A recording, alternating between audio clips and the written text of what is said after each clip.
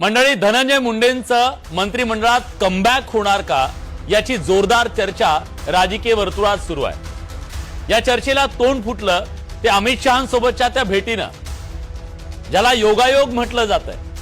पण राजकारणात योगायोग खूप कमी असतात, पण टायमिंगनं घडून आणल्या गेलेल्या गोष्टी जास्त असतात। आता टायमिंग बघा, इकडे महाराष्ट्रात माणिकराव कोकाटेंची विदाई सुरू होती, अगदी त्याच वेळेला धनंजय मुंडेंनी दिल्लीत अमित शहांची भेट घेतली।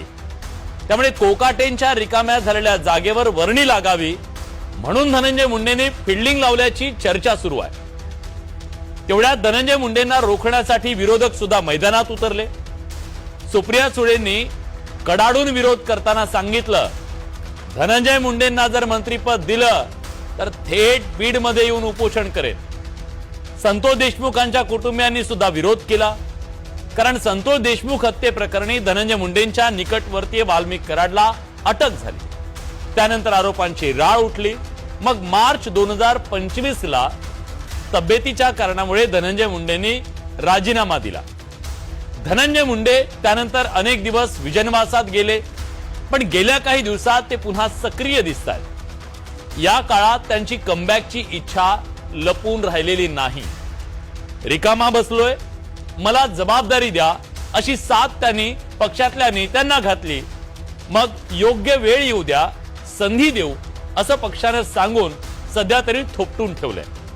कदाचित कोकाटेंची विकेट पडली आहे आणि हीच ती वेळ असं समजून धनंजय मुंडे लॉबिंग करत फिल्डिंग लावतायत का अशी चर्चा आहे। तर्क हा सुद्धा दिला जातोय की संतोष देशमुख हत्ये प्रकरणाशी कोणताही संबंध सिद्ध होऊ शकलेला नाही, मग त्यांना शिक्षा का हा सवाल धनंजय मुंडेंच्या समर्थकांकडून विचारला जातोय।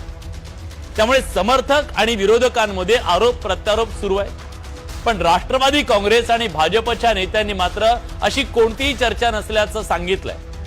पण ऐन निवडणुकीच्या धामधुमीत जिल्हा परिषद निवडणुकीच्या तोंडावर धनंजय मुंडेंना मंत्रिपद देण्याची रिस्क खरंच घेतली जाईल का, हा खरा सवाल आहे।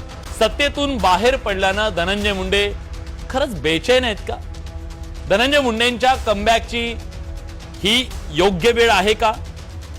आणि सगळ्यात महत्त्वाचं, खरंच धनंजय मुंडेंचं कमबॅक होईल की ती आशा आता धुसर झाली आहे, की धनंजय मुंडेंची ही सगळी फिल्डिंग मंत्रिमंडळात जाण्यासाठी नसून भाजपमध्ये जाण्यासाठी आहे, असा जो दावा केला जातोय त्यात तथ्य आहे।